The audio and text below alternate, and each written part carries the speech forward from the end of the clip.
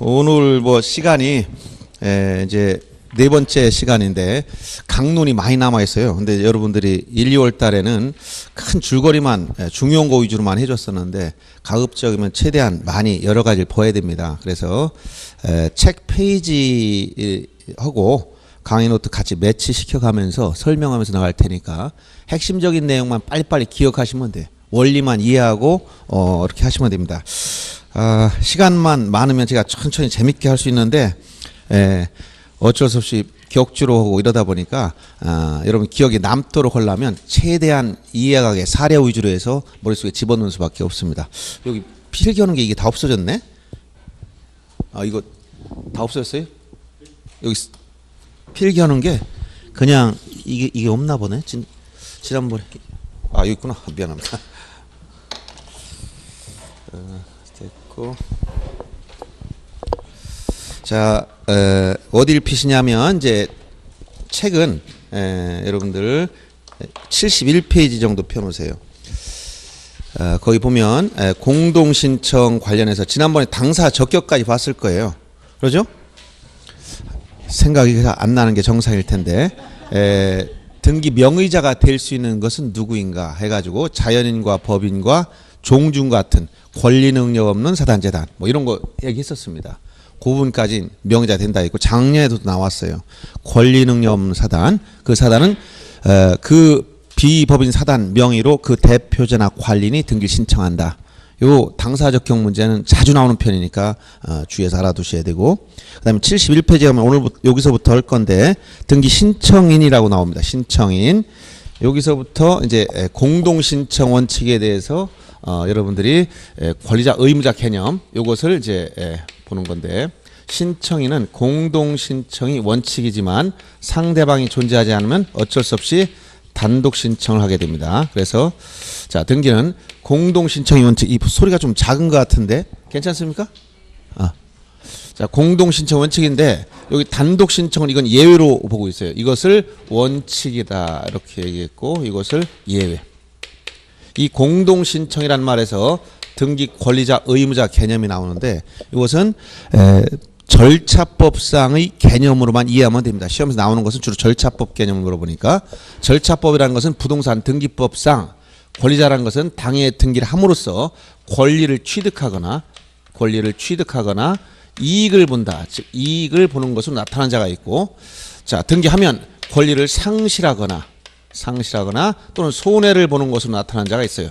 이 사람이 의무자인데 이렇게 권리자 의무자가 함께 신청하는 것을 원칙으로 한다. 그래서 여기서 공동 신청에서 이것을 이제 등기 의무자라고 하는데 이 등기 의무자가 제일 중요한 개념이다. 왜 그러냐면 자, 공동 신청에서 의무자라는 개념이 나오는데 이 의무자는 당해 등기함으로써 권리를 상실하거나 손해 보는 것으로 등기부에 나타난 자예요.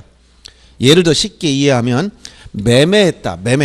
매매로 인한 소유권 이전 등기를 하게 되면 매도인은 어떻게 되죠? 소유권을 상실하고 매수인은 소유권을 취득하죠. 그러니까 매수인은 소유권을 취득하는 사람을 등기 권리자라고 했고 소유권을 상실하는 사람을 의무자라고 했어요. 그러면 등기에서 중요한 것은 자, 등기 진정성 문제. 여기서 제일 중요한 게 등기 진정성 문제. 이것은 등기가 진의에 따라 이루어지는지를 확인하기 위한 거예요. 이 진정성이란 건 뭐냐? 권리자는 특별히 문제될 사람이 아니기 때문에 의무자의 진위를 물어보는 거예요. 이 진정성이란 것은 등기 의무자, 즉 당해 등기를 함으로써 권리를 상실하거나 손해보는 사람의 진위를 확인해 보겠다는 거예요. 그런데 부동산 등기법상 등기관은 실체적 심사권이 없어요. 실질 심사를 하지 않습니다. 실체 관계를 따져보지 않는다는 얘기예요. 즉 서류만 가지고 형식적 심사밖에 안 해요. 그러다 보니까 당사자의 진위를 파악할 수 있는 수단이 없는 거예요. 그래서 이런 과정에서 이 진정성을 보장하기 위한 장치를 만들어 놨는데 어떤 장치냐? 이 진정성이라는 것은 의무자의 진위를 말하는 거예요. 의무자. 당해 등기함으로써 권리를 상실할 사람. 이 사람 진위를 확인하기 위한 거예요. 그래서 어떤 방식으로 하냐면 첫째, 신청 단계에서 혼자 오지 말고 저기 어떻게 하라? 공동 신청하게 함으로써 자, 권리자뿐만 아니라 의무자를 절차에 관여시킨다. 의무자를 반드시. 그 다음 두 번째, 등기 신청을 하면 반드시 원인이 있었어야 된다는 거예요. 원인이 없이 등기 직접 날라올 수가 없습니다. 그래서 등기 원인이 있었음을 증명해라. 즉 원인 증명 정보. 원인 증명 정보라는 것은 각종 계약서입니다. 각종 계약서. 요 각종 계약서가 대부분인데 이것은 일방적으로 만들 수가 없어. 서로 반대 방향의 의사 합치, 이게 계약이기 때문에 반드시 이렇게 의무자, 매도인 같은 사람, 설정자 같은 사람, 이 사람이 자기가 거기다 내용 확인하고 이름 쓰고 도장 찍고 다 해줘야 돼요. 그러니까 어느 일방만으로 만들었으면 이것은 위조문서일 뿐이지 계약서 될 수 없다는 거예요.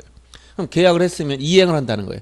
이행을 하게 되면 이행이 한 일방 당사자 이행을 다 끝냈으면 상대방은 그에 상하는 대응하는 대가를 지불해야 돼. 즉 매매라면 매수인은 대금을 지급해야 되고 매도인은 이전 서류를 다 줘야 된단 말이에요. 그래서 이렇게 매수인이 대금을 다 지급했다면 매도인 같은 의무자는 의무자가 가지고 있는 자기만이 가지고 있는 고유한 게 있어요. 이게 뭐냐? 등기필 정보예요.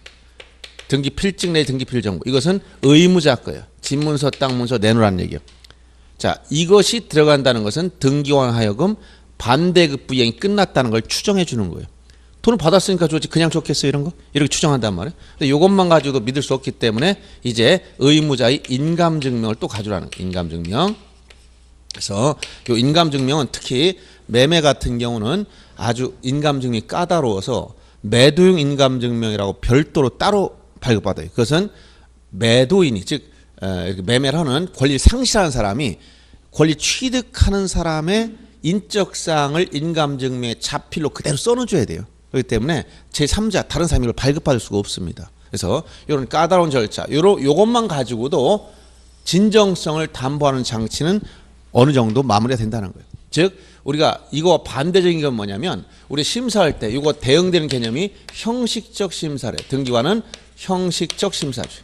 즉 지적에서는 실질적 심사했지만 등기에 오면 전부 다 형식적 심사밖에 안 한다. 이 얘기는 절차적 적법성만 심사한다는 얘기예요. 즉 당사 제공한 서류만 가지고 심사하지 다른 거 물어보지도 않아요. 그러다 보니까 진정성을 보장할 수 있는 장치를 마련해야 되는데 그 제도적 장치가 이런 것들이라는 거예요. 그러면 이 형식적 심사는 왜 도입되느냐? 우리가 실질 심사하면 좋은데 왜 형식적 심사하느냐? 절차 신속성 때문에 등기 절차의 신속성. 즉 등기가 빨리빨리 이루어지도록 하기 위해서 우리가 형식적 심사에 그치는 거예요. 근데 빠른 건 좋지만 진정성이 담보가 안 되면 안 되기 때문에 이런 진정성을 보장할 수 있는 수단이 있다는 거예요.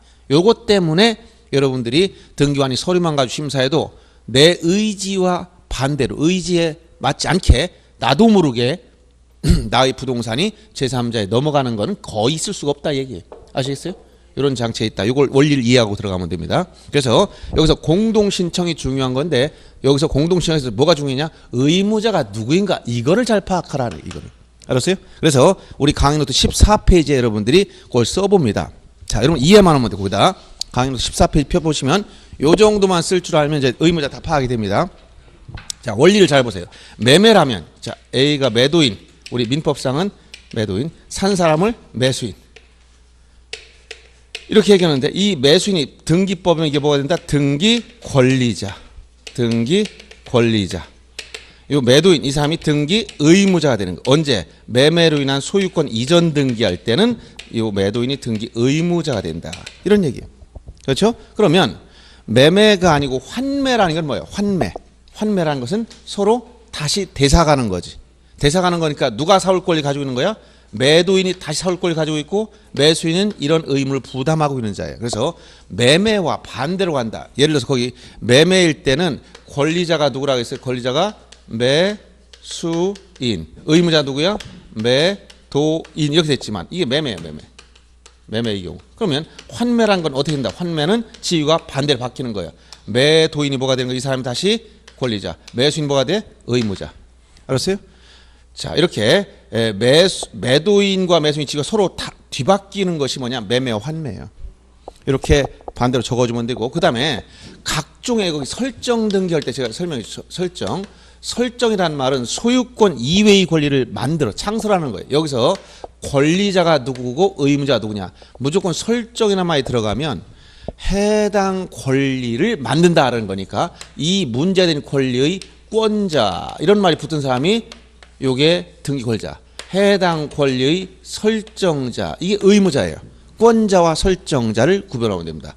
예를 들어서 자, 저당권 설정한다. 그럼 여러분들이 저당권 설정을 하면 전제가 주된 권리가 채권이 있어야 돼. 여기서 피담보 채권이 있고 이걸 담보하기 위해서 저당권을 설정한다면 민법상 돈 빌린 사람을 우리가 민법상 뭐라고 그래? 채권자.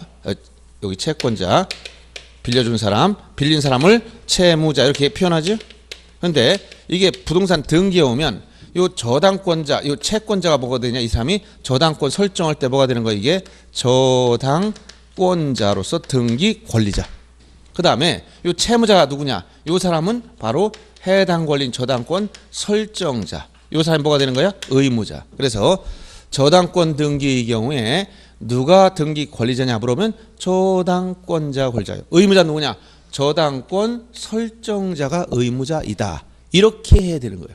왜 그러냐면 여기서 가끔 문제 나올 때 여기서 착오를 일으키는 것이 여러분들이 채무자가 저당권자이다. 그러면 이 말은 다 맞는 말이 아니라 일부 틀린단 말이에요. 그래서 왜냐하면 채무자는 자기가 스스로 자기 부동산에 설정할 때는 의무자 되지만 제3채무자 즉 물상보증이 나온다. 물상보증인. 그러면 A가 돈을 빌리는데 A가 부동산이 없어요. 그러면 C라는 사람이 이 부동산을 가지고 있기 때문에 이 사람이 저당권을 설정해 준다면 설정자는 누가 되는 거예요? 여전히 C가 되는 거죠.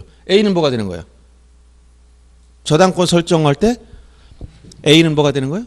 아무런 관련이 없습니다. 자, 이것은 소비대차계약에서는 채권자, 채무자 이런 관계가 있지만 저당권은 누구와 누구의 문제냐? 저당권자와 저당권 설정자의 문제예요. 그럼 누구의 부동산에 대해 설정하느냐? 채무자 소유 부동산에 설정한다면 채무자가 설정자가 되는 것이고 물상보증이 따로 있다면 물상보증이 설정자가 되는 거지 이땐 채무자 설정자가 안 되죠. 무슨 얘기인지 알겠어요? 그래서 이 설정 등기할 땐 항상 권리자는 해당 권리권자 이 사람이 권리자다. 의무자는 뭐냐? 해당 권리 설정자다. 이렇게 얘기해야 되는 거예요. 아시겠어요? 자, 다시 한번 저당권 설정할 때 누구라고? 저당권자가 권리자. 의무자 누구야? 저당권 설정자. 그러면 이게 만약 전세권이었다면 뭐라고 할까? 전세권이라면 누가 권리자야? 전세권자가 권리자. 누가 의무자야? 전세권 설정자가 의무자. 이렇게 해당 권리 설정자. 이렇게 얘기하면 돼요. 이게 이제 등기법상 이게 의무자. 왜 그럼 의무자가 중요하냐? 이런 문제 때문에 진정성은 누구라고? 의무자의 진정성. 그러면 의무자 결정되어야 등기필정보와 인감증명을 낼 사람이 누군가 나오는 거예요. 알았어요? 권리자는 이런 거 필요 없는 사람이야. 그러니까 요 의무자를 우리가 빨리 파악하는 이유는 이런 필요한 서류들을 누구에게 요구하느냐 이걸 확인하기 위한 거예요. 자, 그러면 설정했을 때는 거기 이제 쳐놓으세요. 이렇게 권리자 의무자. 권리자가 누구야? 요 권리자가 설정 등기할 때 거기서 전세권 설정할 때 누구야? 전세권자. 의무자 누구야? 전세권 설정자. 이렇게 강의문자 써놓으세요. 예. 서로 반대로 그 다음은 반대로 가니까 하나씩 X로 교차시켜 놓으면 됩니다. 그러면 설정했던 이 전세권도 원인이 소멸하고 즉 존속기간이 다 만료되거나 그러면 이 등기를 어떻게 한다? 말소해야 돼. 말소. 자, 말소하게 되면 권리자 의무자 지위는 서로 이제 뒤바뀌는 거예요. 즉 설정 시 권자였던 사람이 말소할 땐 다시 뭐가 된다? 이제 의무자의 지위로 바뀌고 설정할 때 의무자였던 설정자가 다시 원래의 지위로 돌아가는 거예요. 권리자의 지위로. 이렇게 서로 지위와 반대로 바뀌는 거예요. 그래서 이 권리자 의무자는 한 번 고정된 개념이 아니고 수시로 바뀌는 거예요. 무슨 등기냐에 따라 달라져. 지금 설정 등기냐 말소 등기냐 또 똑같은 설정이라 하더라도 내용이 변동이 생기는 각종 변경 등기가 있습니다. 예를 들어서 전에도 한번 설명했던 기억이 나는데 자, 처음에 전세권 설정할 때는 자, 전세금을 지급하고 여기 전세권 설정했다. 그러면 이 사람이 전세권자, 이 사람이 권리자야. 왜? 설정 등기하기 때문에. 설정. 그 다음에 의무자 누구냐? 전세권 설정자가 의무자이므로 의무자의 등기필정보와 인감증명이 있어야 전세권 설정 등기가 가능한 거예요. 그러면 설정했던 이 내용이 자, 전세권 존속기간이 만료되면 뭐 한다고? 말소 등기한단 말이야. 말소. 말소하게 되면 이 전세권자 전세권이 없어지니까 얘가 뭐가 되는 거예요? 다시 의무자가 바뀌지. 설정자 이런 제한 물건이 설정됐다가 이런 제한 물건이 없어져 버리니까 얘는 다시 뭐가 돼? 좋아지는 거예요. 권리자가 되는 거예요. 이렇게 권리자 의무자 개념은 서로 설정과 말소할 때 서로 뒤바뀐다는 얘기예요.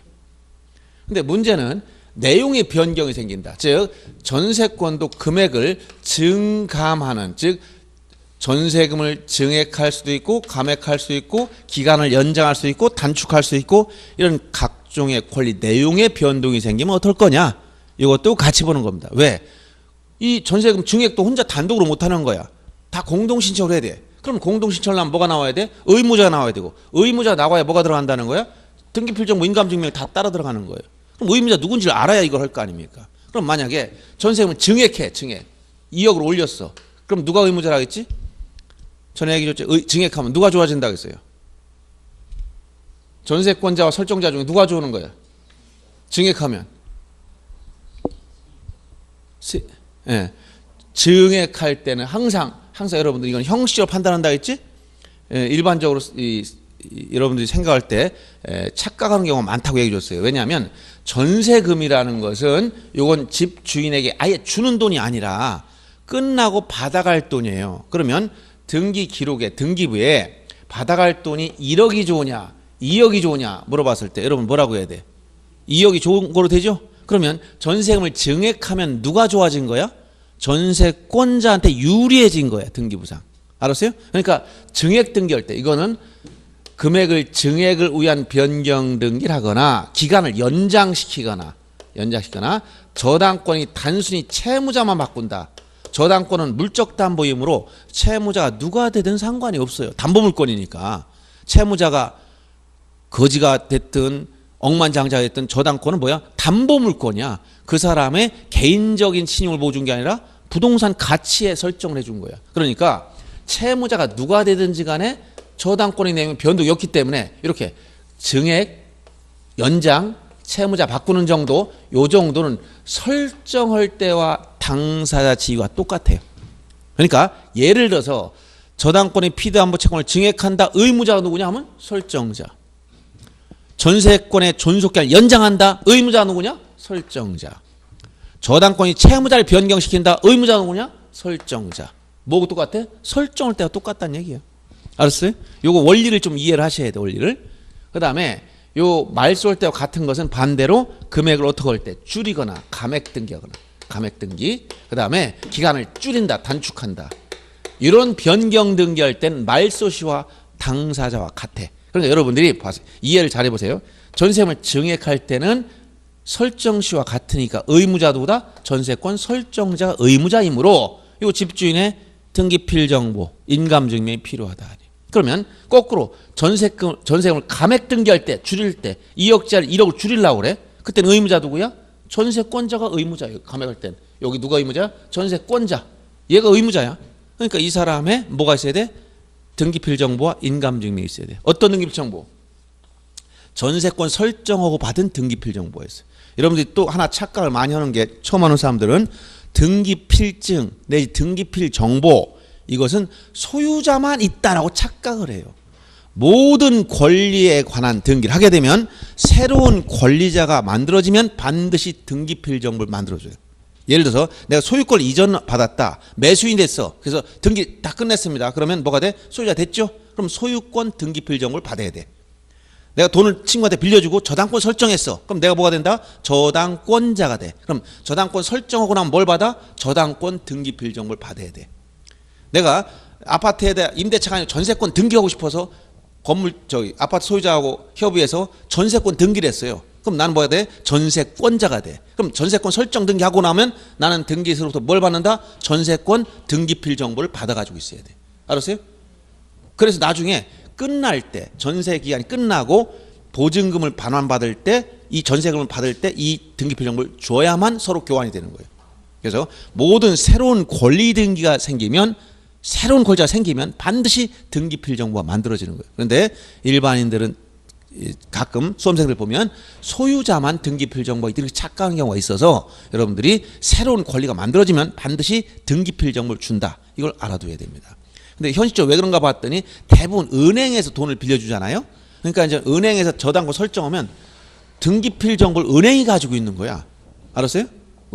금융기관에서. 그래서 나중에 돈을 변제 갚으면 그때 그 말소 등기할 때 법무사에서 그걸 받아다가 말소해 주는 건데 일반인들 그걸 많이 손에 가지고 있지 않아 봤기 때문에 그게 없는 줄 이렇게 알고 있더라고요. 그래서 그 부분은 여러분들이 착각을 하면 안 되겠다 이런 얘기 해주는 거예요. 그래서 이런 정도에서 권리자 의무자 문제 봅니다. 자, 거기 강의 노트 14페이지에 있는 그걸 다 쓸 수 있으면 됩니다. 전세권 변경, 즉 변경 등에서 전세금을 증액할 때 여기서 증액하는 거니까 누가 권리자야? 전세권자. 의무자 누구야? 전세권 설정자. 그러면 감액할 땐 반대로 가는 거야. 이게 서로 교차되는 거예요. 그다음 권리질권 설정. 요거는 한 단계가 더 나가는 거예요. 이렇게 여러분들이 여기 이제 해당 권리란 말 여기서 해당 권리권자, 해당 권리 설정 이렇게 했잖아요. 그러면 이게 하나 더 나갈 때 예를 들어서 전전세권을 설정한다든가 권리질권을 설정한다든가 요 개념이 그런 거예요. 즉 권리질권이라는 것은 이렇게 자, 저당권 등기가 있어야만 이게 가능한 겁니다.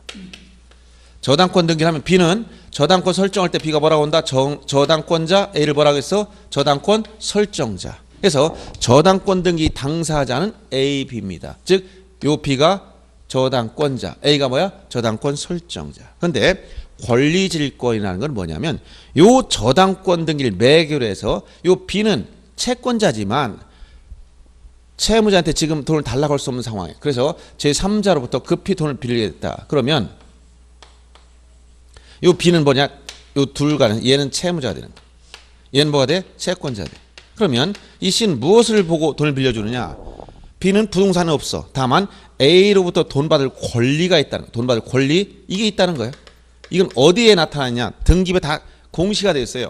요 부동산 등기부를 열어보면 당연히 을구에 뭐가 나왔어? 저당권 등기가 돼 있어요. 그래서 여기에 저당권이 설정돼 있고 피담보 채권이 얼마라는 게 나와 있고 저당권자 누군가 나와 있단 말이에요.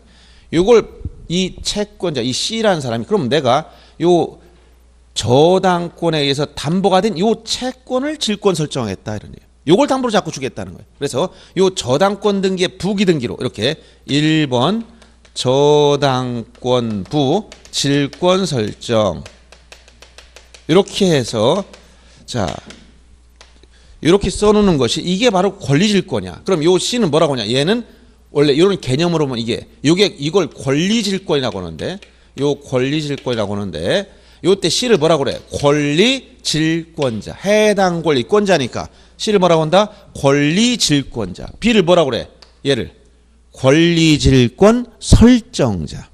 그렇죠? 근데 이 권리질권 설정자 동시에 누구 해보니까? 얘가 누구야? B가 저당권자잖아요. 요 둘 간에서 저당권자였었지. 즉 요 B는 당연히 권자와 설정자 물어보면 시험 문제 낼 게 없어요. 왜?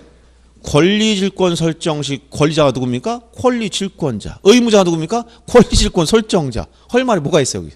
그러니까 뭐라고 표현하는 거야? 권리질권 설정 시 의무자가 누구냐? 이 사람은 권리질권 설정자인데 이 사람 B야. 이 사람 동시에 누구라고? 이 사람이 저당권자라는 거야. 저당권 설정자가 아니고. 그래서 권리질권은 요 B씨 둘 간의 문제예요. 둘이. 알았어요?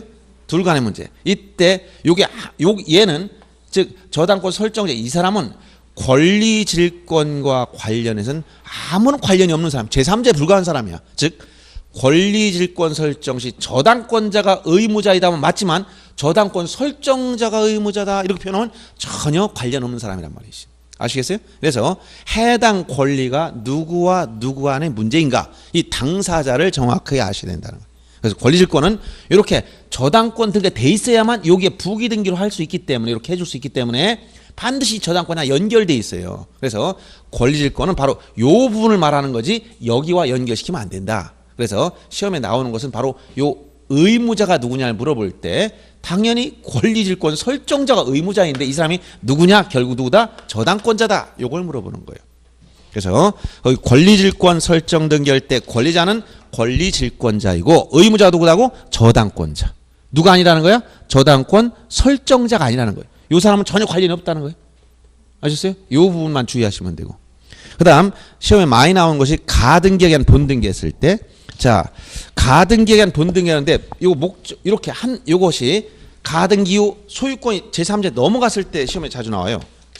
A 소유 부동산을 B한테 이해하기 쉽게 소유권을 봅니다. 소유권이 전 가등기를 했다. 그러면 가등기할 때 권리자는 B, 가등기 권리자. 즉 가등기 명인이 된 사람이지. 이 사람이 의무자가 된 거예요. 이렇게 하고 나서 요 가등기만 해가지고는 아직 권리 변동이 안 생기죠. 이건 청구권만 보존해 놨으니까. 소유자는 A이기 때문에 A가 이 부동산을 팔아먹었다. 그럼 이렇게 됩니다. 요 C라는 사람 뭐라고 합니까?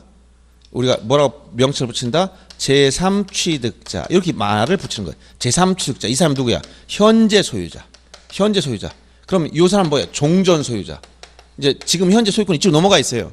이렇게 이 상태에서 가등기에 의한 본등기를 할 때, 자, 본등기 하게 되면 어떻게 되느냐? B는 소유자 되니까 등기 권리자는 요 가등기권자 내지 가등기 명의인.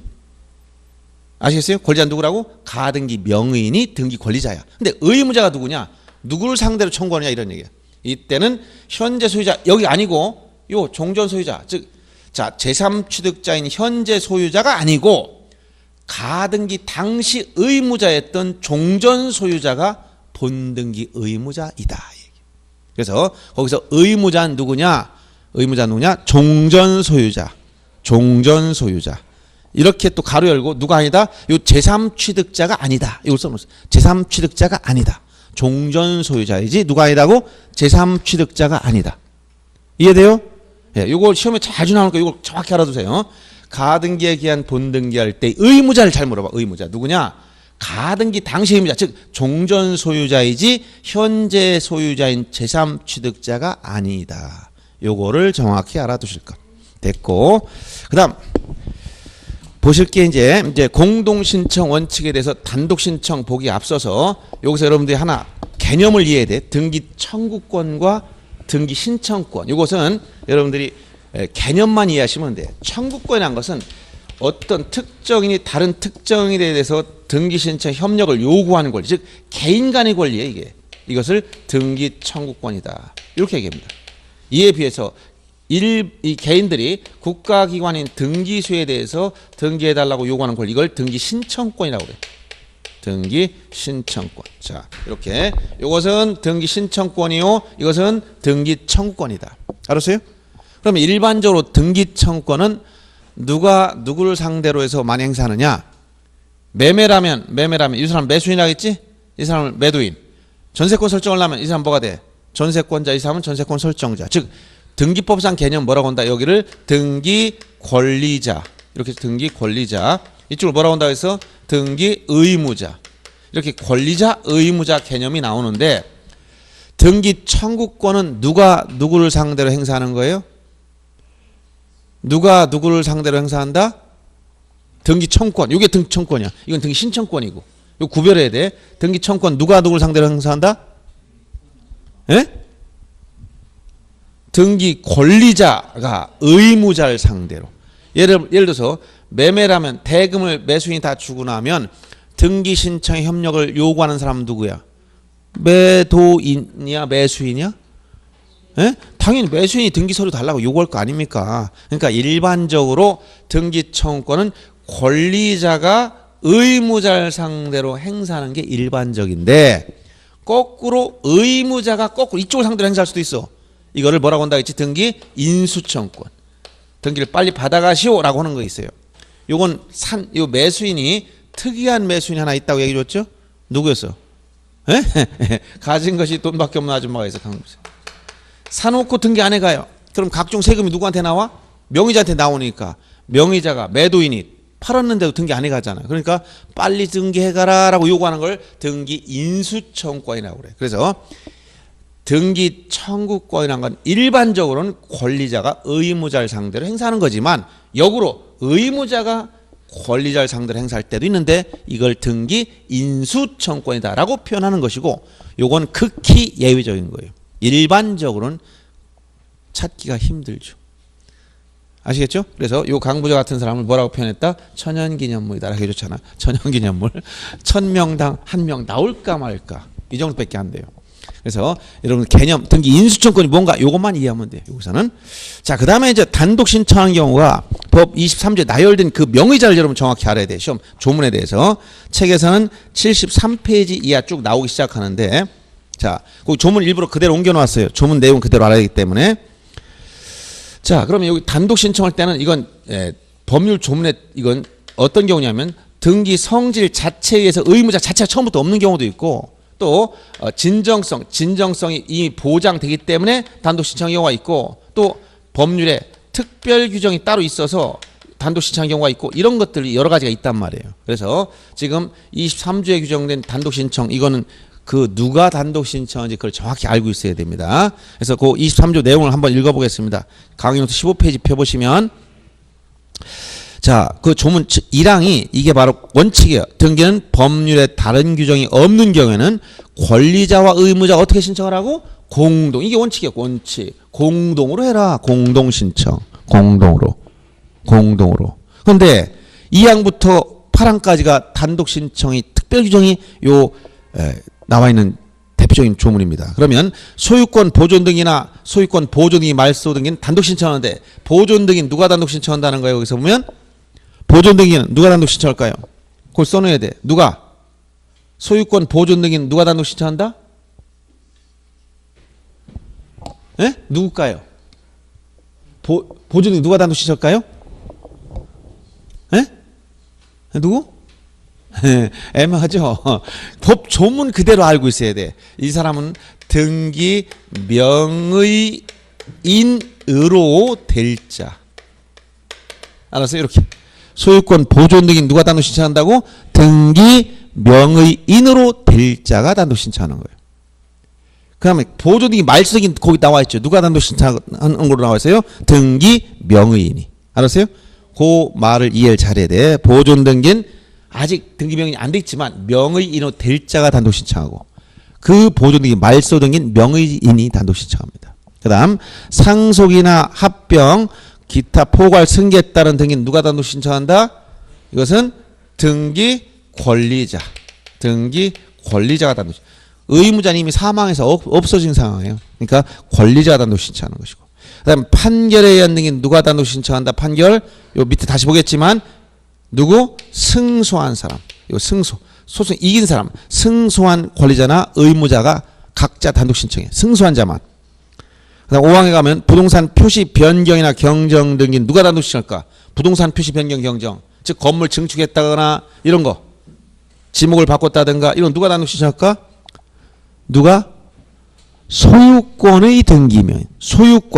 소유권자 단독 신청한다는 거예요. 소유권 등기명인. 그러면 6항 주의해야 됩니다. 등기 명의인 표시 변경 경정 등기 누가 단독 신청할까? 명의자가 이름을 바꿨거나 주소가 변동돼서 그럼 누가 단독할까? 누가 단독 신청할까요? 등기 이거 권리 변동이 아니니까 단독으로 해야 돼. 그렇죠? 누가 단독? 예? 어렵죠?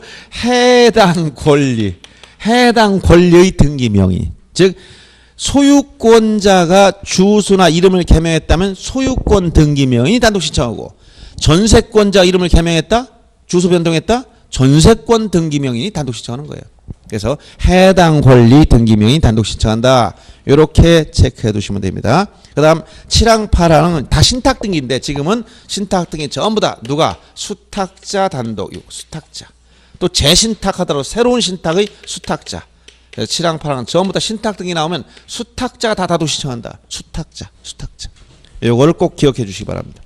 이렇게 조문을 정리하고 그 다음 15페이지 하단에 나온 것 중에서 특히 거기 단독 신청 중에 판결이 많이 문제되는 거예요. 시험에 자주 나오는 겁니다. 그래서 이 단독 신청할 수 있는 판결은 뭐냐면 원래는 공동 신청해야 되는데 상대방이 협조를 하지 않기 때문에 판결받아 단독 신청을 말합니다. 그래서 예를 들어서 자 공동 신청하기 위해서는 일방 당사자가 협력을 해줘야만 여기서 등기에 협력을 요구하면 상대방이 협력해줘야 되는 거예요. 그런데 자 의무자나 권리자 중에서 일반적으로 등기 청구권을 권리자 의무자를 상대로 행사했죠.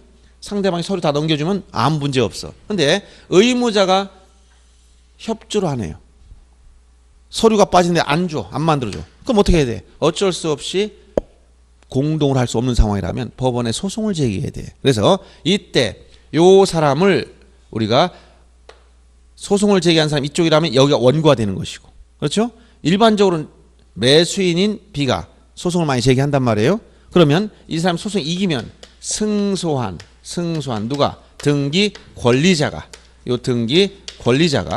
판결문을 들고 혼자서 어디 간다? 등기소에 가서 등기 신청할 수 있다.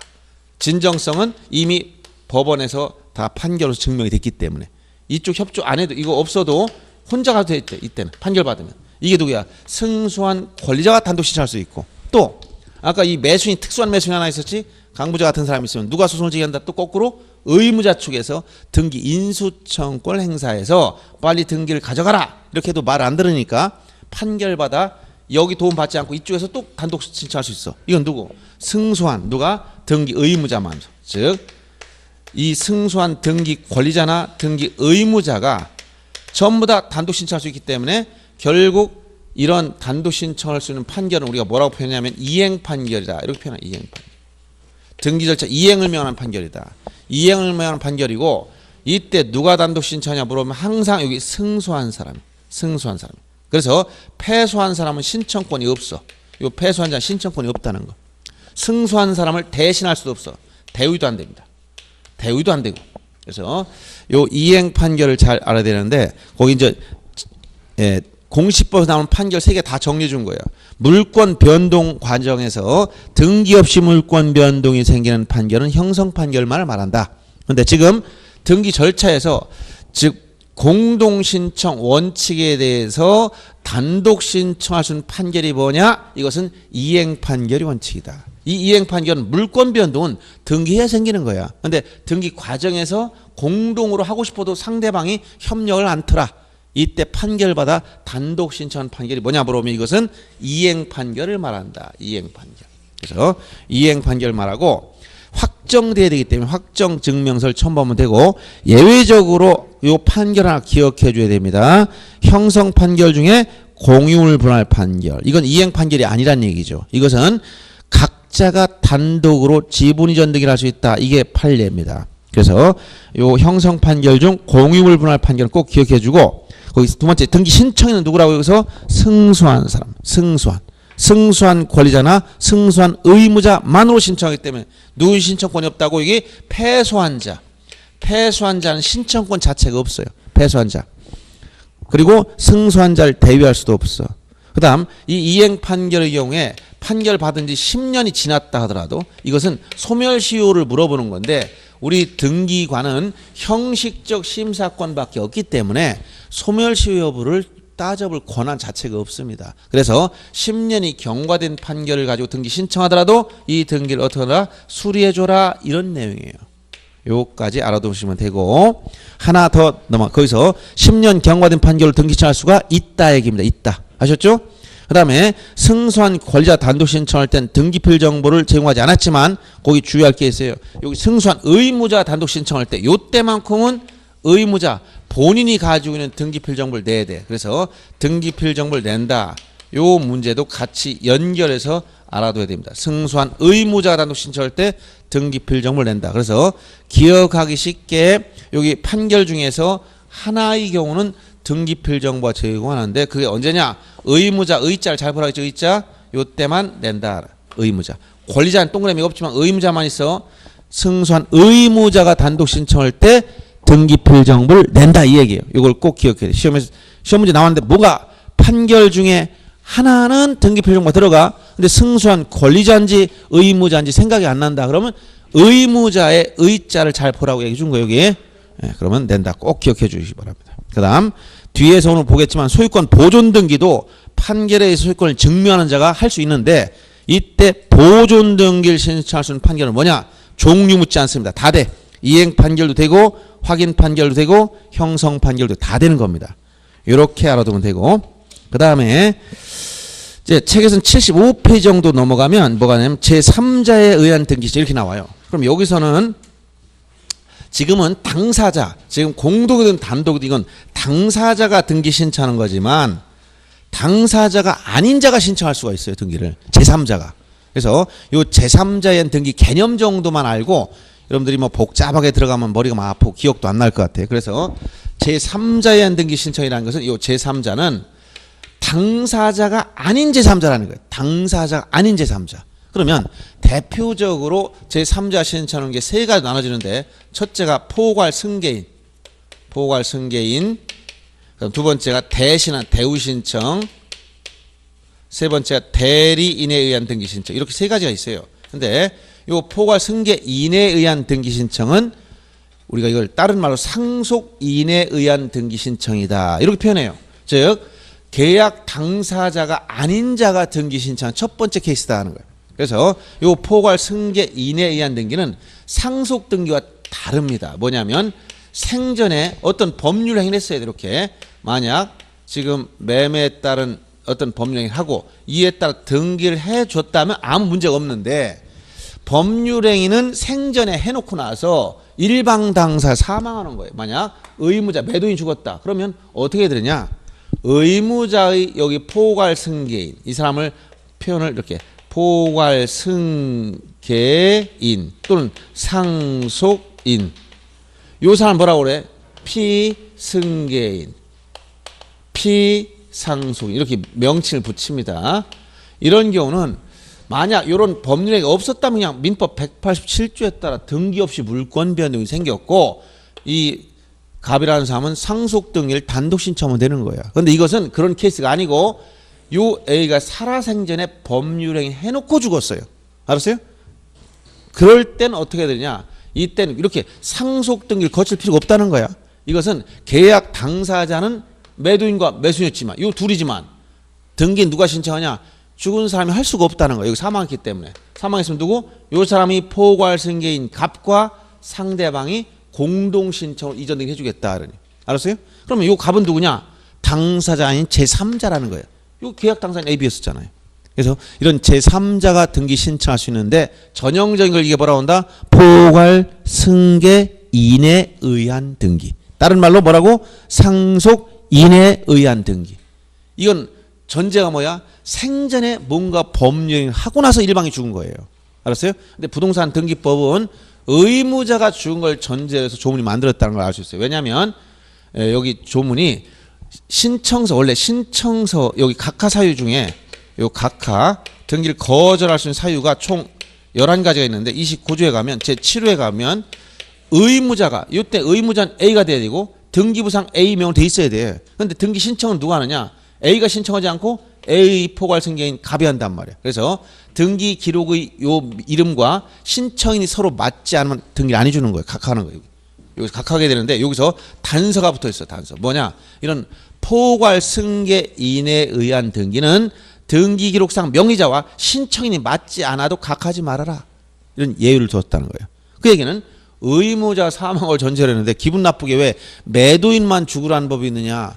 매수인도 계약해놓고 등기 없이 사망할 수가 있지? 그래서 어느 일방에도 똑같다는 거예요. 매수인 사망했다면 요 사람의 요 매수인의 포괄 승계인이 또 있을 거예요. 여기도. 만약 이렇게 승계인이 있다면 이것도 사망자 앞으로 등기하지 말고 즉 어느 경우든 요 상속 등기는 다 거치지 않아요. 직접 포괄 승계인 앞으로 이렇게 넘어오는 거예요. 이렇게.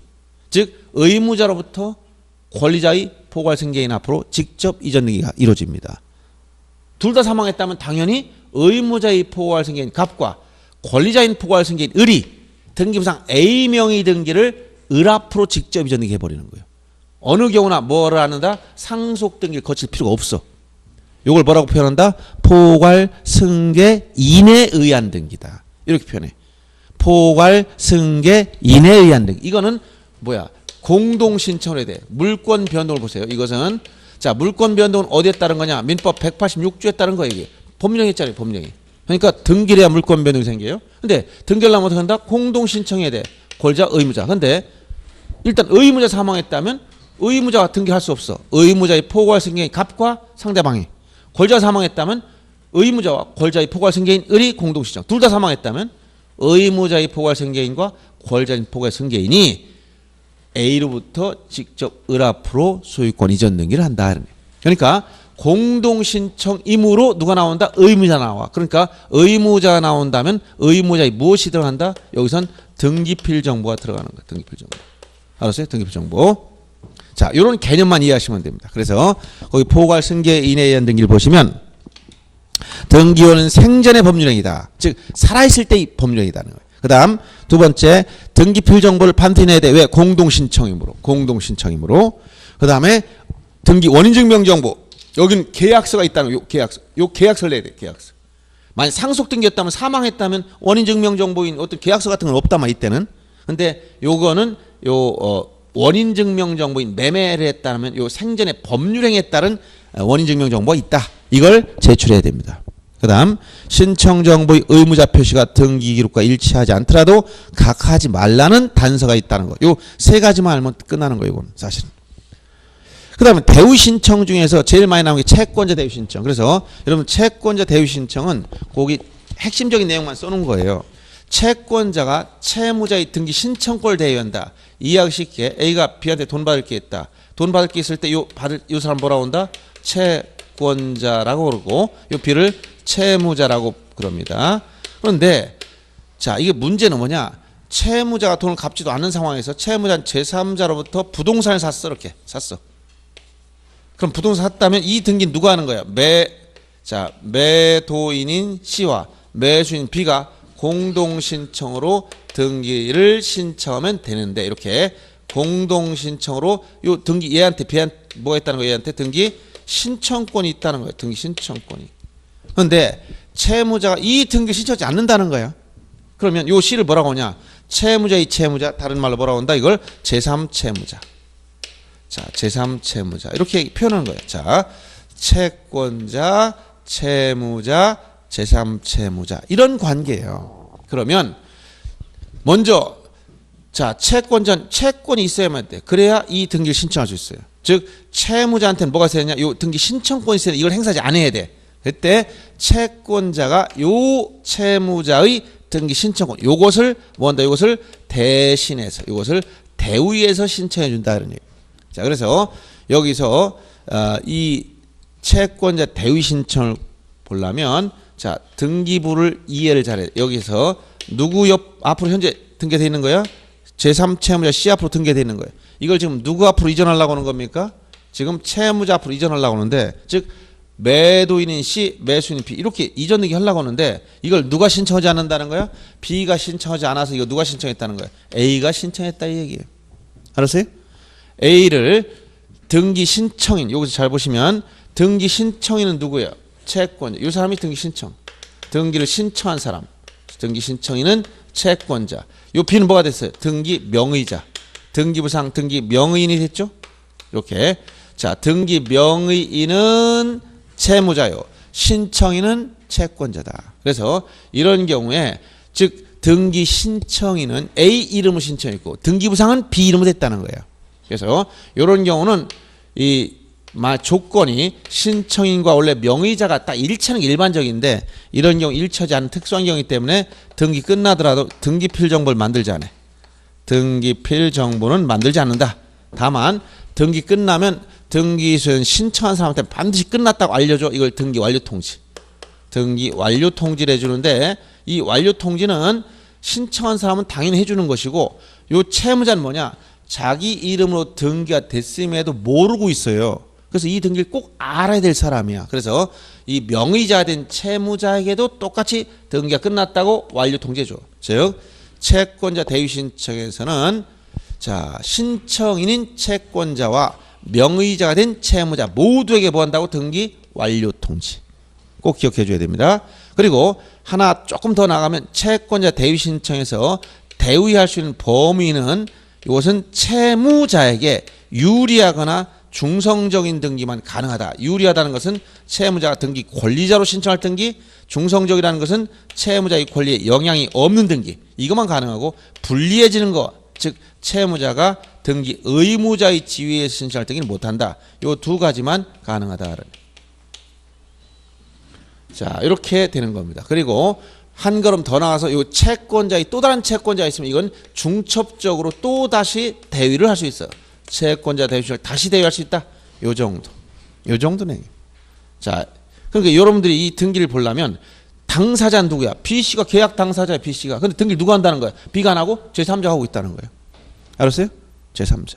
그래서 채권자 대위 신청의 등기하려면 반드시 채권자한테는 무엇이 있음을 증명해야 될까?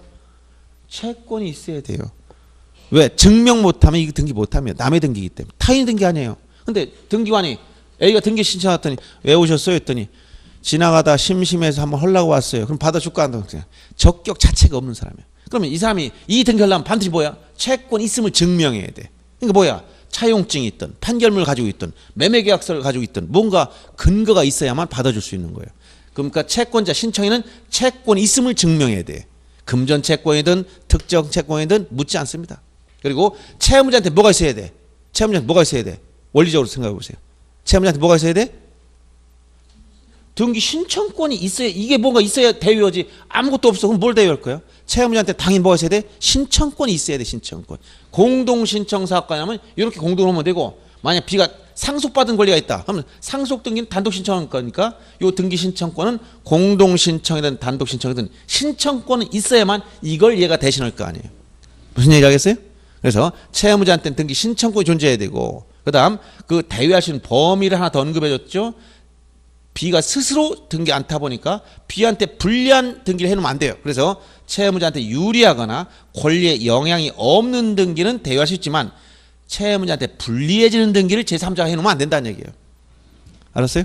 요 범위까지만 알아두면 됩니다. 요게 채권 대위 신청 가장 기본적인 내용 알아둬야 될 거예요. 자, 보시면 등기 신청인은 누구라고 했어요? 여기서 신청인 누구야? 예? 이 사람 누구라고? 채권자. 다른 말로 그냥 대위 채권자라고 똑같은 말이야. 그 다음 의무자는 누구야? 여기 등기 명의자는 이 사람 채무자지? 이걸 조금 더 말 붙여 또 뭐라고 표현해? 피대위, 대위를 당하는 채무자. 즉 채무자가 명의자가 되는 거예요. 다 같은 말입니다. 피대위 채무자라고 하든 채무자가 명의자가 된 거예요. 그다음 등기가 끝난 다음에 등기 완료. 등기 필정보 만든다고 해서 안 만든다고 했어? 안 만들어. 이건 소유권을 취득했어도 안 만들어줘. 왜 안 만들어주냐? 신청인과 명의자가 일치하지 않기 때문에 그래요. 이게 일체에만 등기 필정보 만들어지는데 일치하지 않는다는 거예요. 특수한 경우입니다. 그 다음에 등기 완료 통지는 누구한테 했어요? 대위 채권자, 피대위 채무자, 즉 채권자, 채무자 모두에게 뭐 했다? 등기 완료 통지. 자, 이 정도 알면 됩니다. 그 다음 채권자의 채권자, 요 사람이 채권자 다시 뭐 할 수 있다? 대위할 수 있다. 대위 가능합니다.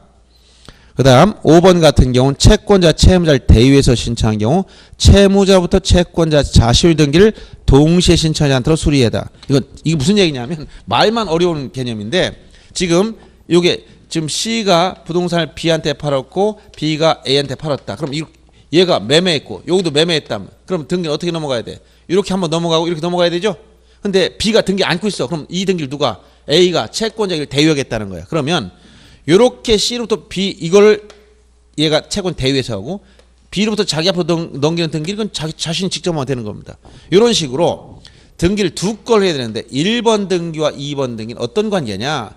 두 건을 순서대로 먼저 1번 등기부터 신청해 놓고 나서 자기 앞으로 해도 되고 1번 신청서와 2번 등기 자기 앞으로 등기 신청서를 동시에 내도 된다. 즉 순차적으로 해도 되고 동시에 해도 되고 선택의 문제일 뿐이다 이런 얘기예요. 그래서 요 말이 그럼 이게 뭐야? 채권 여기서 그 표현이 보면 예규 내용인데 채권자 채무자를 대위해서 신청할 때 채무자로부터 이게 채무자 누구야? 요 사람이 채무자로부터 채권자 자시효 등기를 즉 이 등기와 동시에 하지 않더라도 받아줘라. 이 얘기는 뭐야? 순차적으로 하든 동시에 하든 상관이 없다. 이 얘기를 해주는 거예요. 말만 어렵지 별 문제는 아닙니다. 이렇게 정리해주고 둘 다 되는 거예요. 그 다음 두 번째 대위에서 많이 알아둘 게 구분 건물에서 구분 소유자의 표시 등기 대위. 요거까지 나와요. 표시 등기. 표시. 이게 뭐냐? 표시 등기란 건 표제부의 등기입니다. 요걸 대위한다. 표시 등기 대위. 이것은 구분 건물 특징 때문에 그래요. 그래서 최초로 이 구분 건물이라는 것은 일반 건물과 차이가 있어요. 구분 건물 특징이 자, 구분 건물은 등기부가 일동 전체 전부에 대해서 1등기 기록을 만들어 놓더라. 특징이 등기 편성할 때 만약 이게 구분 건물이라면 101호, 201호, 301호. 자, A, B, C 원시 주겠어요. 그럼 보조 등기 하려면 먼저 A 혼자 가서 해가지고는 안 돼요. 왜? 이게 일반 건물이었다면 아무 상관이 없지만 구분 건물은 일동 전부에 대해서 1등기를 만들어야 하기 때문에 101호 소유자가 자기 거 표제부, 갑구, 을구 이렇게 표제부와 갑구와 을구를 개설한다 해서 이게 등기부가 만들어지지 않는다는 거예요. 이게 어떻게 만들어져야 되냐? 일동 전부에 대해서 1등기를 써야 되기 때문에 이것은 등기 만들 때 맨 먼저 일동 전체의 표제부를 하나 만들어 놓고 이 안에 구분 건물 즉 101호 표제부, 갑구, 을구 여기 다 집어넣어야 돼. 201호도 표제부, 갑구, 을구 집어넣어야 돼. 301호도 표제부, 갑구, 을구 집어넣어야 돼. 즉 각 전유부마다 이 등기를 다 만들어가지고 여기다 집어넣으면 이것이 1등기 기록이 돼버려요. 구분 건물에 가면. 일반 건물 이렇게 안 만들죠. 그러다 보니까 자 이렇게 최초 이 세 사람이 동시에 보존등기에서 등기 만들어주면 아무 하자가 없어요. 근데 그 중에 구분 건물 소유자 중 일부가 만약 여기서 A가 101호 소유자가 자기 것만 등기 만들겠다. 보존등기 했더니 101호만 만들었어. 그럼 이게 등기가 되느냐? 구분 건물 등기가 아니라는 거예요. 구분 건물은 일동 전부에 대해서 1등기를 써야 되기 때문에. 그래서 요 말로 표현하면 이렇게 최초의 소유권 구분 건물에서 소유권 보존 등기를 신청하는 자는 이 사람은 구분 건물이 일동 전부에 대해서 1등기를 만들어야 되기 때문에 나머지 구분 건물 요 구분 건물에 대해서 표시 등기 즉 표제부를 만들어 줘라. 즉 201호 그다음에 여기 301호 여기 표제부는 누가 만들어 놓냐?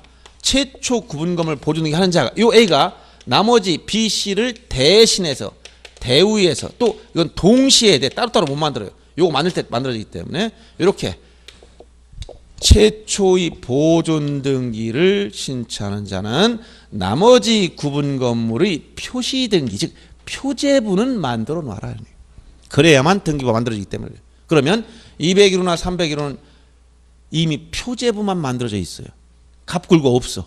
그러면 보존등기 누가 신청하냐? 소유자가 해야 돼. 201호 소유자 B가 스스로 보존등기 해야 돼. 그럼 여기 등기부 표제부가 있으니까 갑구만 개설하면 등기부 만들어지는 거예요.